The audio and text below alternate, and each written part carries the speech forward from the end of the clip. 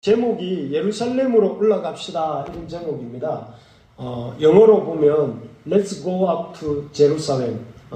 우리 예루살렘으로 올라갑시다. 예루살렘으로 아마 여기 다 올라가고 싶으실 거예요. 그죠? 한번 성지순례 가보고 싶으시니까 오늘 직접은 못 가지만 이 본문을 보면서 가면 좋겠습니다. 우리가 지난주에 이어서 보니까 여기 바울이 밀레도에서 지난주 설교를 하고 빨간선을 보시면 오늘 이 부지런히 바울이 예루살렘을 향해 가고 있습니다. 예루살렘을 향해 가고 있고, 그런데 이 바울의 예루살렘 올라가는 길에 이상한 점은 바울은 열심히 예루살렘을 올라가는데 바울의 동역자들은 열심히 극구 이렇게 바울이 예루살렘 올라가지 말라고 반대하는 것을 여러분 아까 읽으면서 보셨죠.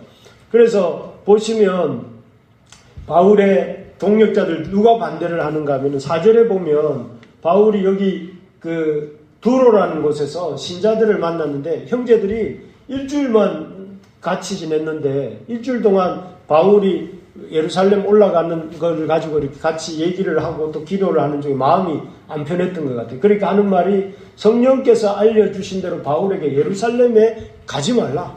예루살렘 가면 안 됩니다. 사도 바울님. 거기에는 지금 위험이 기다리고 있다고 합니다. 라고 이렇게 또 두로의 형제들이 만류를 합니다. 두 번째로 보면 또 누가 반대를 하냐면 11절에 보니까 그 아가보라고 하는 선지자, 아가보라는 선지자가 아주 퍼포먼스를 하면서 그 바울의 허리띠를 가져다가 자기 손발을 묶으면서 이 허리띠 임자가 저 예루살렘에 올라가면 지금 저처럼 이렇게 묶여서 이렇게 이방인들에게 넘겨짐을 당합니다. 그 말은 무슨 말이에요? 바울 당신이 올라가면 이렇게 묶여서 이방인에게 넘겨지니까 올라가지 마라. 그러면 이걸 보면은 진짜 올라가시면 안 되겠구나 이렇게 생각할 법도 합니다. 그리고 그 다음에 또 누가 하냐면 12절에 보면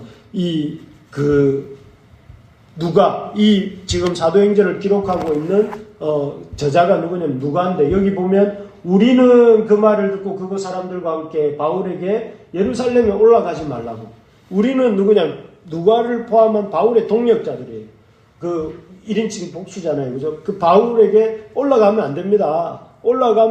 예루살렘에 올라가면 이제 선교 여행은 끝이 나고 우리 교회는 신중한 타격을 받으니까 올라가지 마십시오 하고 이렇게 계속 반대를 합니다. 그러면 이쯤 하면 바울도 그래 한번 더 생각해보자. 이번 예루살렘행은 이렇게 모든 동역자들이 딱 일관되게 다 반대를 하니까 내가 한번 다시 생각해보겠다. 이게 정상적인 반응인데 결론은 어떻게 됐을까? 이 반대를 수용했을까요?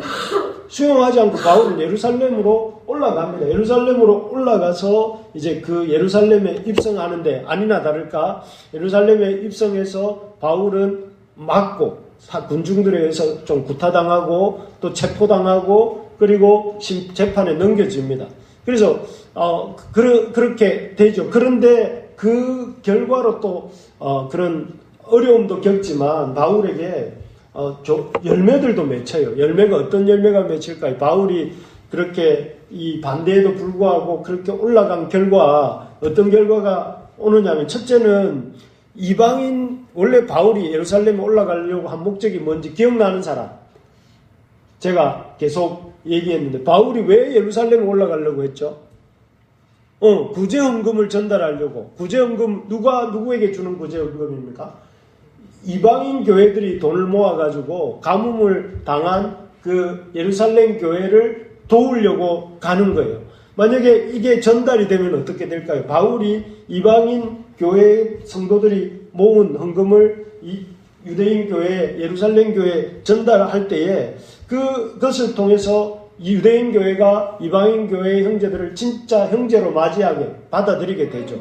그러면 이방인 교회가 이제 든든하게 설 수 있는 기회가 되는. 그래서 바울의 예루살렘 행은 결과적으로 이 온 교회가 유대인 교회와 이방인 교회가 하나 되게 되는 계기가 돼요. 그리고 두 번째로는 이것이 어떤 의미가 있느냐면은 조금 이따 자세하게 말하겠지만 바울의 그 고난 속에서도 자기가 해야 할 복음, 구제연금 전달하는 일을 통해서 교회를 세우는 일을 해나가는 바울의 모습을 보고 사실 바울 이후에 네로에 의한 교회 핍박이 일어나거든요. 그 핍박의 시기에 우리 사도 바울 목자님께서 우리 이렇게 고난받으시는 이 모습을 우리도 고난 중에도 당신의 일을 해나가시는 모습처럼 우리도 그 일을 해나가자. 그래서 이 교회들이 고난을 이겨 나갈 수 있는 힘을 이렇게 바울의 모범을 통해서, 바울은 또 예수님의 모범을 통해서 배운 거지만 예수님의 모범과 바울의 모범을 통해서 교회가 고난을 이길 수 있는 힘을 얻게 돼요. 고난이 있다고 뒤로 물러서는 것이 아니라 고난 중에도 믿음의 길을 걸어가는 일이 얼마나 중요한가 하는 걸 깨닫게 되죠. 그리고 또 하나의 열매가 무엇이냐면은 바울의 그 예루살렘 행이 물론 본인에게는 많은 고난을 가져왔지만 나중에 바울을 통해서 그 에베소에서 그 부흥을 경험할 때 바울이 뭐라고 했습니까? 에베소서 그 사도행전 19장 20절에 가보면 그런 말이 있습니다. 이제 후에 로마도 보아야 하리라 이런 말을 하거든요. 바울의 그 소원이 이루어집니다. 비록 바울은 프리즌, 재수가 되어가지고 이렇게 로마로 갔지만 로마에 가서는 그 황제와 황제 주변에 있는 고위층들에게 복음을 전해요. 그러니까 바울의 예루살렘 행은 자신에게는 체포당하고 신문당하고 구속되는 그런 어려움이 있었지만 반면에 그 바울이 그렇게 고집해서 갔기 때문에 결과적으로 방금 말했던 이방인 교회와 유대인 교회가 화합하고 또 복음이 로마에 전해지게 되고 많은 그 초대교회 성도들이 고난 속에서도 이렇게 믿음을 지키는 그런 좋은 어떤 영향을 주게 되었다 하는 것입니다. 그래서 저는 이걸 보면서 여러분 한번 따라해 봅시다. 다른 사람들이 반대한다고 뜻을 접어서는 안 된다. 물론 그렇게 똥꼬집을 피우라는 말은 아닙니다. 틀린 건데도 계속 고집을 피우라는 말은 아니고 우리가 이 주의 일을 하다가 주님의 일을 하다가 반대가 있다고 해서 내 뜻을 접어서는 안 된다. 안 접어야 될 때도 있다 하는 것입니다. 그래서 이 사람들이 반대가 있을 때 합리적인 반대고 또 하나님 내 마음에 그 반대를 수용해야 되겠다는 마음을 주신다면 접어야 되겠지만 그러나 그 반대가 내가 깨닫고 있는 오늘 얘기할 여러 가지 것들을 고려하면서 하나님 앞에 하나님의 뜻이 분명하고 나를 향한 하나님의 계획이 분명하다면 좀 선한 고집, 바른 고집도 가질 필요가 있다 하는 것입니다. 그래서 그런 전제가 뭐냐면은 우리가 과연 이게 그러면 하나님의 뜻인가? 내가 해야 하는 일이 하나님의 뜻이구나 생각하면서 이 바울처럼 고집을 이렇게 세워야 할 때가 언제인가 하는 것들을 오늘 말씀을 통해 이 바울을 통해서 보기를 원하는데요. 사실 요즘 그렇잖아요. 우리가 예수 믿고 사는 것을 참 반대가 많습니다.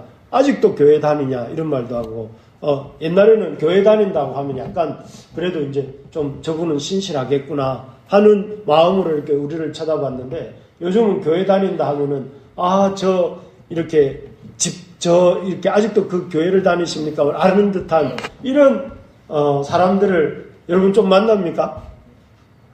여러분 안 만나기를 바라고 만나더라도 당황하지 말기를 바랍니다. 원래 기독교는 이렇게 소수였고 그러니까 이렇게 환대받는 종교는 아니었습니다. 옛날부터. 그런데 너무 요즘은 노골화되고 있는 것 같지만 이 요즘 같은 시대에서 우리가 사람들이 반대하든 어떻든 간에 우리가 우리의 갈 길을 가야 되는 이유가 무엇일까 이런 것들을 바울을 통해서 배우기를 원하는데 먼저 첫 번째는 이겁니다. 우리 한번 넘겨주시겠습니까? 분명한 목적이 있을 때 이렇게 우리가 분명한 주를 향한 고집을 가져야 됩니다. 앞에서도 말씀드렸지만 바울이 예루살렘행을 고집한 이유가 뭐라고 했죠? 바울이 예루살렘행을 고집한 이유. 이방인의 헌금을 유대인 교회에 전달하기 위한 거죠. 그거는 뭐예요? 다르게 말하면 교회를 세우기 위한 거죠. 교회를. 내 몸은 좀 이렇게 어떨지 몰라도 고달플지 몰라도 이 구제 헌금을 지금 그 기근당해서 어려움 겪고 있는 저들에게 전해주는 것이 필요하고 또 그렇게 함으로써 유대인 교회가 이방인 교회를 이렇게 형제 교회로서 받아들이고 형제 교회로서 이렇게 하나가 되도록 하는 그런 어떤 목적이, 분명한 목적이 있었기 때문에 그렇다는 것이죠. 그래서 여러분 계속해서 말씀드리는 것이지만 이런 것입니다. 하나님에게 우리에게 주신 가장 큰 사명, 여러분 우리에게 사명이 있잖아요. 우리 앞에서도 오직 주의 사랑에 매여 그 찬양했는데 우리에겐 사명이 있어요. 사명이 있는데 그 사명이 뭘까요? 우리는 이렇게 생각합니다. 요즘 시대가 주는 우리 인생의 가장 중요한 어떤 그 우선순위는 이 땅에서 성공하는 거다. 또 이 땅에서 잘 사는 거다. 또 이 땅에서 하고 싶은 일을 다 해보는 것이다. 그래서 여러분 가치의 우선순위의 1, 2, 3번이 뭡니까? 어떻게 하면 안정된 일자리를 얻을 것인가? 필요합니다.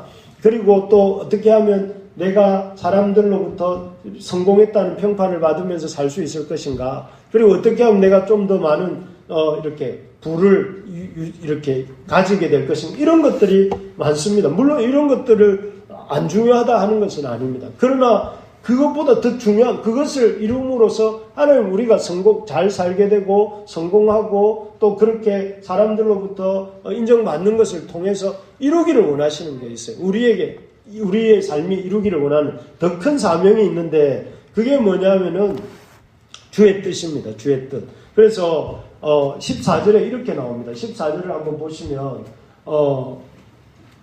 이 바울을 말리다가 주의 동력자들이 저 따옴표 있는 데부터 우리 같이 한번 따옴표 있는데 읽어볼까요? 시작. 주님의 뜻대로 되기를 바랍니다. 이렇게 되어 있습니다.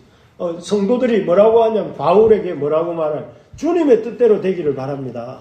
이걸 바울을 말려보지만 이거는 주님의 뜻이구나. 바울이 지금 예루살렘으로 올라가려고 하는 것은 바울이 주님의 뜻 때문에 올라가는 것이구나 하는 걸 성도들이 인정할 수밖에 없었다는 거예요. 그 말은 다르게 말하면 이 바울이 이렇게 보여주는 것처럼 우리 인생의 가장 중요한 목적은 무엇이냐면 주님의 뜻을 이루는 것입니다.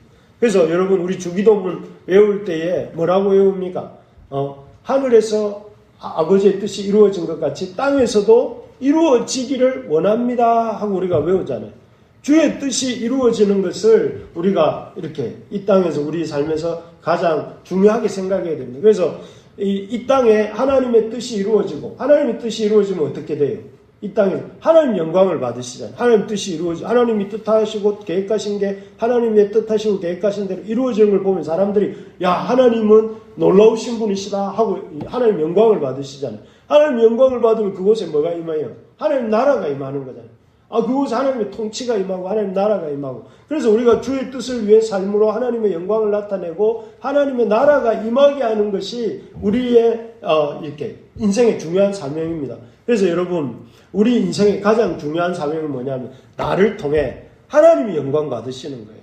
그래서 나를 통해 내가 영광 받고 나를 통해서 우리 가문이 영광을 받고 나를 통해 내가 속해 있는 어떤 조직이 영광을 받는 게 목적이 아니고 우리를 통해 하나님이 영광을 받으시는 게 우리가 살아가는 목적인데 그렇다면 우리가 주의 뜻을 바울에게 있어서 주의 뜻을 이루는 게 뭐냐면은 아까 말했잖아요.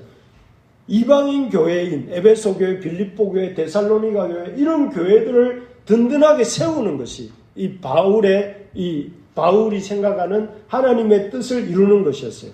자기는 이방인의 사도로 부름을 받아서 이방인의 교회를 개척했고 이방인의 교회들이 이 예루살렘 공교회로부터 인정함을 받고 그래서 그 교회들이 뿌리를 내려서 이렇게 아주 잘 자라가고 또 하나님의 그 일을 해나가도록 이렇게 세워가는 게 이제 바울에게는 그 일이었고 그 주님의 뜻이었고 그 뜻을 이루기 위해서 바울이 열심히 주변에 그 동력자들이 가지 마십시오 이렇게 계속 반대를 하지만 바울이 가는 이유는 뭐예요?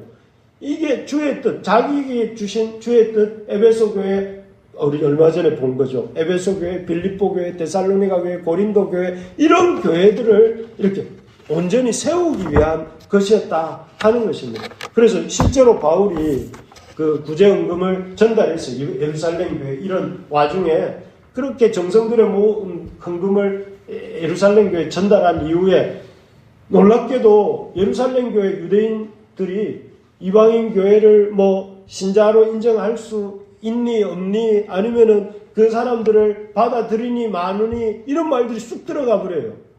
바울이 이 구제헌금이 전달된 이후에 예루살렘 교회가 그 어려운 와중에 자기들도 어려운 줄 아는데 그 이방인 교회에서 그 중요한 헌금을 가져와서 자기들을 돕는 그 모습을 보면서 감동을 받아서 그 이전에는 머리로만 그 예루살렘 교회 공의회에서 피째 먹는 것, 목매어 죽인 것, 또 음행하는 것만 금하고 다 받아들이자 이렇게 회의 결론은 내렸지만 그 결론을 내린 이후에 여전히 마음으로는 그들을 수용하지 못하고 있었지만 그들로부터 온 헌금이 도달되는 순간에 그 예루살렘 교회 사람들의 마음이 눈 녹듯이 녹았다는 거예요. 아, 이 형제들은 진짜 우리 형제구나. 그러잖아요. 사실 어려울 때 도와주는 사람이 진짜 이 형제잖아요. 형제, 가족이고. 아, 그렇구나. 이렇게 받아들이면서 바울의 그 수고로 말미암아 예루살렘 교회가 이방인 교회를 완전히 인정하는 기회가 되었고, 그리고 이방인 교회가 그런 말미암아 더 든든하게 세워지는 기회가 된 것이죠. 그렇습니다. 우리가 참 어떤 일이 주의 뜻인가, 우리 인생에 있어서 어떤 일, 잘 살고 성공하고 또 이렇게 행복함을 이루는 것보다 더 상위 가치가 뭐냐면 사명을 이루는 것인데, 그 주의 뜻을 이루는 삶을 사는 것인데, 주의 뜻을 이루는 삶이 무엇이냐? 하나님이 내게 주신 교회를 섬기는 거예요. 섬기는 거. 여기서 교회라는 것은 그냥 추상적인 교회가 아니라 내게 몸담고 있게 하신 그 교회를 힘을 다해서 목숨을 걸고 섬기는 것이다 하는 것입니다. 그 일을 위해서는 여러분 고집을 피워야 돼요. 고집을. 그래서 사실 지난주에 에베소 교회가 참 에베소 교회를 잘 돌봐야 됩니다. 이런 비슷한 말씀을 전했잖아요, 제가. 그런데 그때 에베소 교회가 전성기가 언제 했다고 혹시 기억나십니까? 에베소 교회가 500년도쯤에 이렇게 힘들어져서 이제 1200년대쯤 가서 쇠락했다고 했는데, 그런데 2, 3, 4세기가 에베소 교회의 전성기다 이렇게 말씀드렸어요. 그런데 그렇게 2, 3, 4세기면 300년 정도 되잖아요. 에베소 교회가 전성기가. 그러면서 제가 우리 교회도 100년 이상 가는 교회가 되면 좋겠다. 그리고 여러분 아멘 했던 기억 나시죠? 물론 아멘 안 한 분은 기억이 안 나시겠지만 아멘 했단 말이에요. 그 아멘 했던 마음이 여러분 지금도 유효합니까? 일주일 지난 지금도? 그렇다면은 그렇게 100년 이상 가는 우리 교회가 되기를 원한다면 저는 원합니다. 저는 간절히 원하는데 그런 교회가 되려면 이런 바울 같은 사람이 필요하다는 거예요. 내가 몸담고 있는 에베소 교회를 세우기 위해서 자기 목숨을 나는 귀한 것도 조금 더 귀한 것을 여기지 않는다 하면서 올라가잖아요.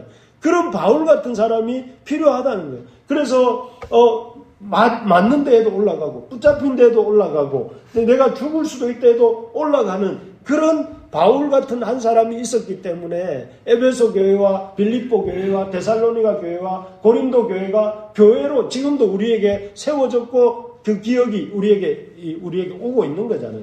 그래서 여러분 저는 바라는 것은 우리 교회에 이런 사람이 많이 나오면 좋겠습니다. 하늘의 미랄이 되기를 기꺼이 원하는 사람.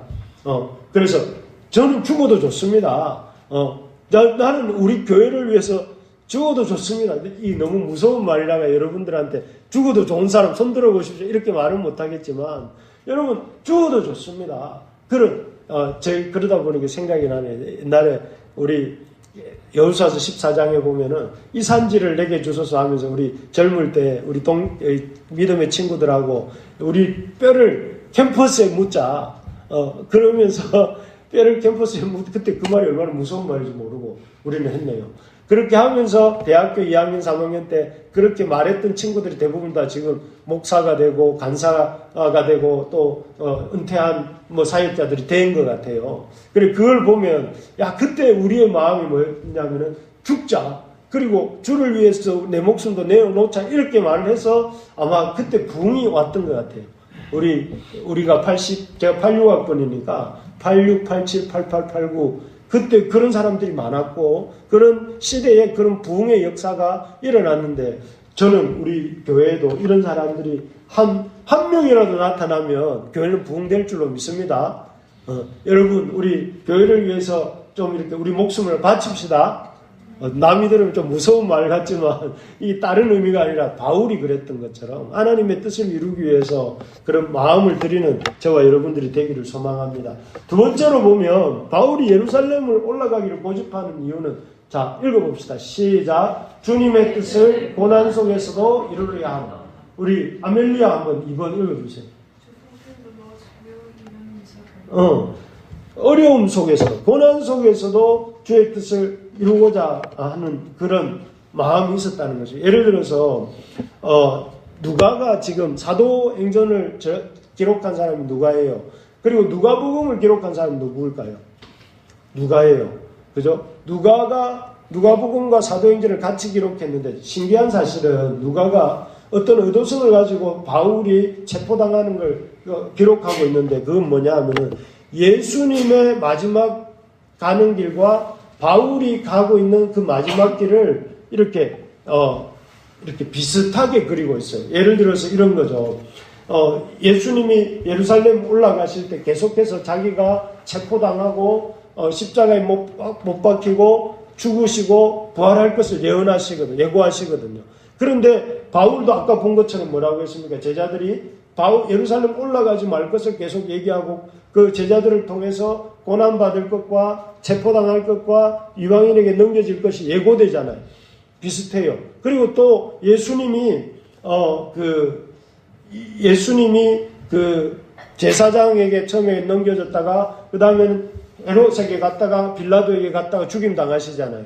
그런 것처럼 바울도 누구냐면 처음에 제사장에게 갔다가 총독에게 갔다가 다시 시저에게 가서 죽임을 당해요.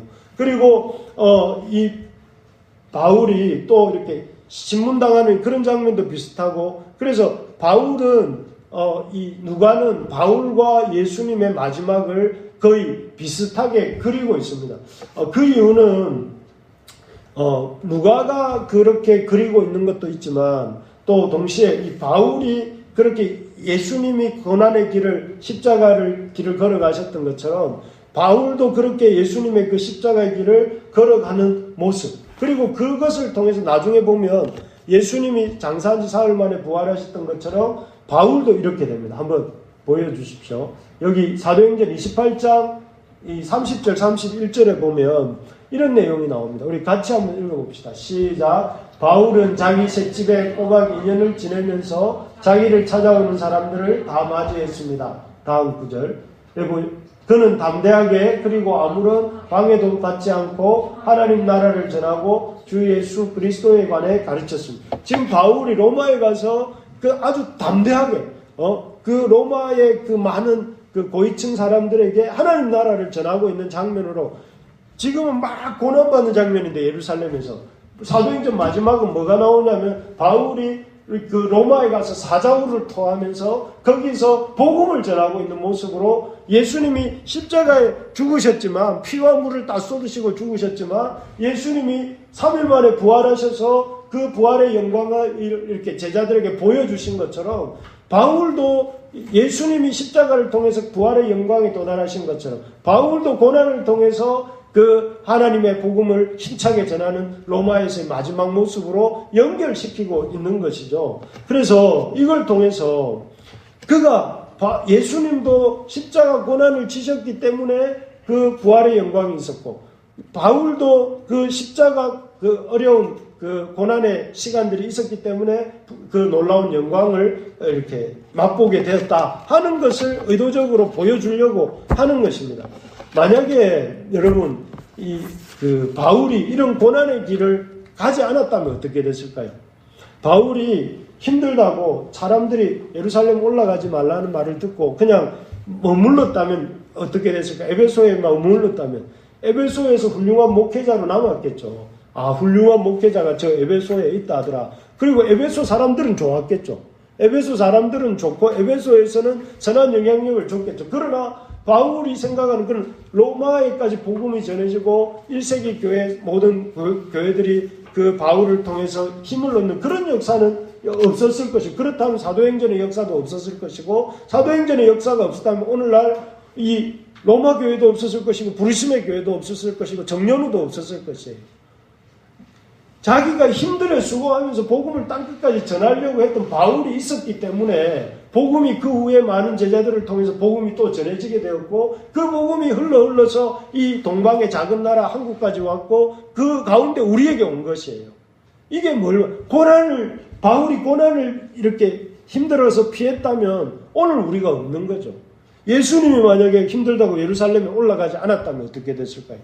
나 올라가면 저 십자가 져야 되고 가시관 써야 되고 창에 찔려가지고 물과 피 다 쏟아야 돼. 나 가기 싫어 하고 안 가셨다면 어떻게 됐을까요?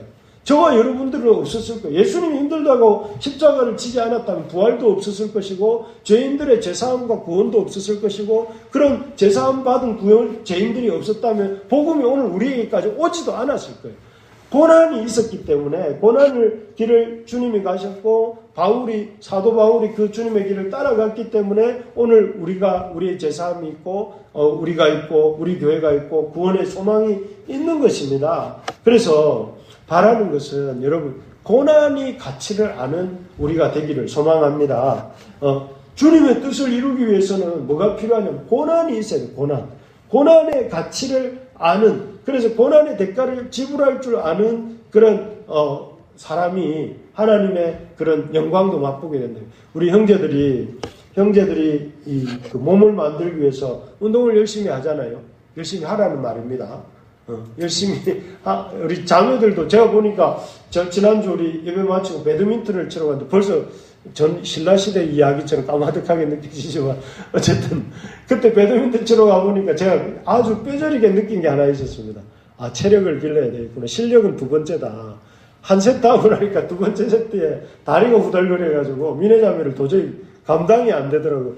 갈수록 우리 지체들은 힘이 막 풀풀 나는데 보니까 갈수록 시들시들한 사람은 제 안에밖에 없는 것 같아요.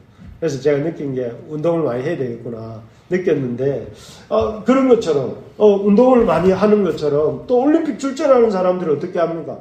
열심히 막 운동을 하자는 몸을 만드는 것처럼 우리가 힘을 길러야 된다. 어떤 힘을? 영적인 힘을 길러야 되는데 영적인 힘은 무엇입니까? 이 성경을 읽어내는 힘입니다. 여러분 성경을 읽어낼 줄 아는 힘이 있어야 되고 또 힘들 때도 있지만 예배에 빠지지 않고 참석하는 그것도 힘입니다. 예배력을 가지셔야 됩니다. 예배를 할 수 있는 성경을 읽은 성경력도 가지셔야 되고 그리고 여러분 책도 읽고 글도 쓸 줄 아는 앞으로 21세기는 창의력의 싸움 아니겠습니까? 창의력이 어디서 나옵니까? 낯선 생각과의 조우에서 내 생각이 창의력이 나오는 거잖아요. 낯선 생각을 어디서 우리가 접할 수 있습니까? 제일 좋기는 돈이 많으면 여행을 막 날마다 다니면 제일 좋죠. 그런데 그걸 여러분이나 저나 그런 형편이 아니잖아요. 그렇다면 우리 책이라도 읽어야 돼요. 책이라도 읽으면서 낯선 생각을 계속 만날 때 내 생각 속에 내가 당연하다고 생각하는 생각들이 깨어지고 거기서 내 생각이 생각되어지기 시작하고 거기서 상상력이 나오고 거기서 이 생각의 근육이 생긴단 말이에요. 그래서 여러분 책 읽자고 하는 거예요. 제가 성경 읽자고 하고 책을 읽자고 하는 것은 여러분 우리가 이 신앙의 근본주의에 빠지지 않고 좀 이렇게 균형 잡혀 있는 지성도 영성도 감성도 균형 잡힌 그리스도인이 되자고 우리가 열심히 그렇게 하는 것이니까 여러분 힘들지만 고난의 대가를 젊을 때 지불해야 됩니다. 나이 젊을 때 여러분 성경도 많이 읽어두시고 젊을 때 이렇게 해두시면 나중에는 그게 밑바탕이 돼서 더 멀리 갈 수가 있는데 젊을 때 외우라고 해도 안 외우고 읽으라 해도 안 읽고 또 이렇게 예배를 열심히 해보시라 글을 써보시라 해도 안 쓰고 그러다가 보면 나중에는 안 쓰는 게 아니라 못 쓰는 상태가 되고 못 쓰다 보면 나중에는 이제 점점 멀어지게 돼요 사람이. 그래서 여러분 힘들지만 잘 따라오고 있는데 더 열심히 힘을 내어서 잘 따라오시기 바랍니다. 그래서 우리가 세상에 영향력을 끼치려면 바닷물 속에 소금이 몇 프로 있답니까? 2% 있다지 않습니까? 2%가 바다 속에 있는 모든 물고기들을 죽지 않고 썩지 않고 살아있게 만드는 거잖아요. 여러분 이 세상에 많은 사람이 필요한 게 아니라 2%가 필요합니다. 2%. 우리가 그 2%가 돼야 됩니다. 우리 세상을 변화시키는. 자, 그렇습니다. 그래서 우리 다 같이 주님의 길을 걸어갑시다. 마지막 세 번째입니다.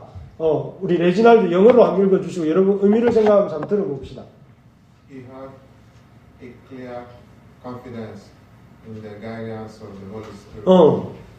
성령 하나님에 대한 분명한 인도하심에 대한 확신이 있어요. 이게 너무 중요합니다, 여러분. 이 별표 2개 쳐야거든요. 바울이 복음에 대한 분명한 고집을 가질 수 있었던 것은 자기 삶에 대한 성령의 인도하심에 대한 확신이 있었기 때문에. 여러분, 여기 오늘 본문을 읽으면서 그렇게 생각이 안 됩니까? 분명히 그 두로의 형제들, 아가보 선지자, 또 누가, 이런 사람들 다 성령의 인도함을 받아서 반대를 했어요.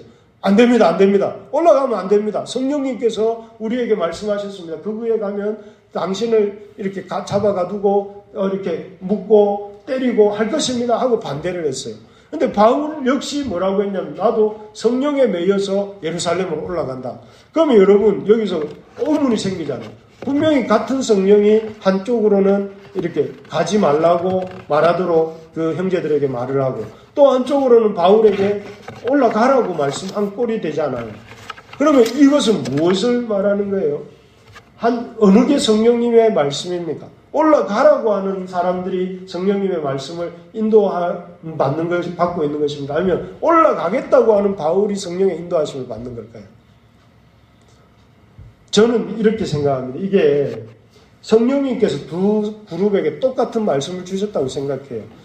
바울에게도 올라가라는 말씀과 동시에 올라가게 되면 이런 위험을 너희를 기다리고 있을 것이다. 그 말씀해 주셨고, 또 그 바울을 올라가지 말라고 만류하는 그 동력자들에게도 그런 위험에 대해서 말씀해 주셨을 거예요. 그런데 그 동력자들은 바울을 생각해서 그곳에 올라가면 안 된다고 만류를 한 것이고, 바울은 교회를 생각해서 내가 올라가야 된다고 생각을 하고 결정을 내린 거죠, 자기가. 성령께서 두 말씀을 하신 게 아니라, 성령은 올라가게 됐을 때 겪게 될 어려움에 대해서 똑같이 말씀하셨는데, 바울은 해석하기를 교회를 위해서라면 내가 이 어려움을 감수하고 올라가야 된다고 생각을 했고, 반면에 그 동력자들은 바울을 생각해서 올라가면 안 된다고 만류를 한 거죠. 그 바울은 그 확신이 있었어요. 내가 올라가는 것이 아까 말씀드린 이방인 교회들을 세우는 길이요, 내가 올라가는 것이 지금도 앞으로 고난받게 될 그 우리의 제자들에게 선례를, 좋은 본을 보이는 것이라고 생각했던 것이고, 그리고 내가 올라가는 것이 복음을 저 로마에까지 전할 수 있는 길이 될 것이라고 생각을 했기 때문에 바울은 올라가는 쪽을 선택하고, 그것이 맞다는 게 나중에 우리 다음 구절을 한번 보여주시겠습니까? 거기에 보면 그 23장에 보면 주께서 이렇게 말씀하세요. 우리 다 같이 한번 읽어봅시다. 시작. 그날 밤에 주께서 바울 곁에 서서 이르되, 담대하라, 내가 예루살렘에서를 증언한 것 같이 로마에서도 증언하여야 하리라 하시니라. 그러니까 주님께서 밤에 가이사랴의 그 감옥에 갇혀 있는 바울에게 나타나셔서, 네가 예루살렘에서 나를 증거한 것처럼 로마에서도 나를 증언해야 될 것이다 하면서, 바울이 예루살렘에 올라가서 한 일이 옳은 것이고 로마에서 하는 일도 이렇게 해야 될 일도 있다 하는 것을 말씀해 주고 계시는 것이죠. 그러니까 이 결정적인 순간에 사실은 사람들은 나를 생각해서, 우리를 생각해서 인간적인 생각으로 말할 수 있는 것이고, 똑같은 성령의 인도하심이 있어도 또 어떤 이에게는 성령의 인도하심 가운데 주의 뜻을 생각하면서 그 하나님의 인도함을 찾아가는 그런 게 있다는 거죠. 그래서 이 차이를 어떻게 우리가 이렇게 내가 바른 선택을 할 수 있는가 하면, 그 순간에 성령이 서로 다른 말씀을 하시는 것 같은 순간에 어떻게 바른 선택을 할 수 있습니까? 그것은 그 사람의 말이 아니라 성령님의 인도하심을 받는 그런 참 훈련이 되어 있어야 되는 것입니다. 그래서 어떤 성령의 평소에 성령님께서 이끌어 가시는 대로 이렇게 살아가는 훈련이 되어 있어야 되는 거죠. 그래서 나를 향한 하나님의 말씀이 무엇인지, 하나님이 나의 가는 길에 대해서 뭐라고 말씀하시는지 하나님의 말씀을 듣는 연습을 많이 하셔야 됩니다. 사람들이 하는 말이 아니라 하나님이 하시는 말씀. 여러분 최근에 성령님의 음성을 들어보신 분, 성령님이 나에게 하시는 말씀 때문에 내 생각이 바뀐 적이 있으신 분, 최근에 나는 이렇게 생각하고 있었는데 하나님이 주시는 말씀 때문에 이렇게 생각 안 하고 이렇게 생각해야 되겠다라고 마음을 먹은 적이 있는 분, 내가 최근에 성령님 때문에 행동이 바뀐 사람, 내가 이렇게 행동하려고 했는데 성령님이 그렇게 하지 말라고 하셔서 이렇게 행동하기로 마음먹은 것이 있는 분, 내가 성령님 때문에 내 삶의 어떤 중요한 결정인데 뒤엎은 분이 있는 분. 그게 있어야 크리스찬입니다. 생각이 안 난다면 내가 성령님이 내 삶에 무슨 일을 하셨지? 생각이 하나도 안 난다면 지금부터는 생각이 있도록 말씀해야 됩니다. 여러분 오늘 주일 예배를 말씀을 듣고 있는데 말씀을 들으면서 왜 이 말씀을 나에게 하나님이 주시지? 이 말씀을 통해서 내 생각이 어떻게 바뀌기를 원하시는 거야? 성령님 내가 살아가기를 원하시는 것이지? 라는 마음으로 들으셔야 됩니다. 그래야 그게 제대로 된 예배입니다. 예배는 무엇입니까?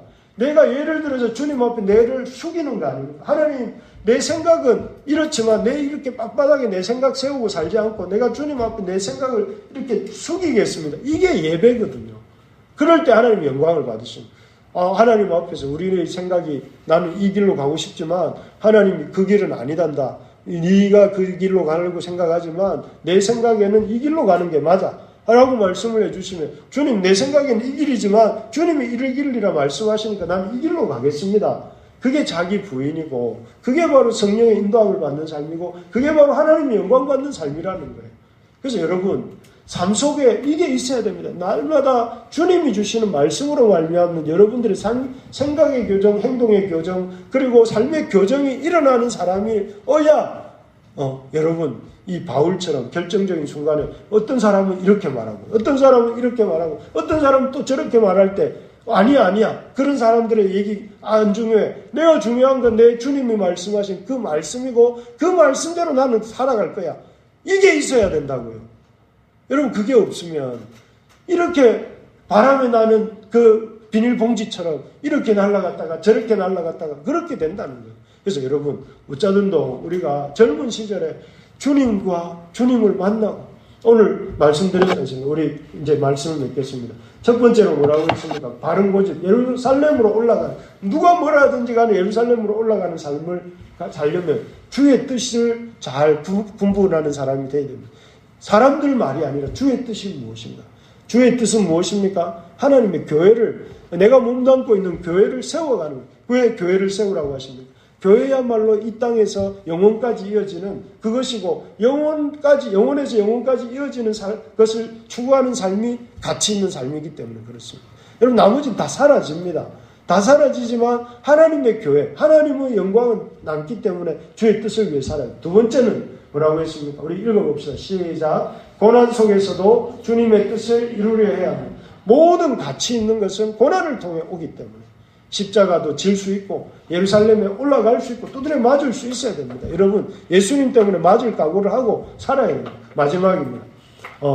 세 번째 시작. 성령님의 인도하심에 대한 분명한 확신이 있어야 됩니다. 성령님의 인도함. 그래서 여러분 날마다 이렇게 말씀하세요. 성령님 오늘 제가 어떻게 살아야 될지 오늘 말씀해 주십시오. 제가 듣겠습니다. 이렇게 여러분 성경 읽으면서 또 큐티하면서 또 그게 안 되면 주일날 들은 그 말씀 생각하면서 계속 그렇게 리마인드 하면서 사셔야 그게 여러분 삶이 이렇게 바뀌는 거예요. 그게 매일매일 그런 매일매일이 모여갈 때 여러분들이 성령의 사람이 되는 거예요. 성령의 사람에게 성령의 역사가 나타나고 성령의 역사가 나타날 때 생명의 역사가 나타나게 되는 것입니다. 다 그렇게 되시기를 주님의 이름으로 축복합니다. 아멘.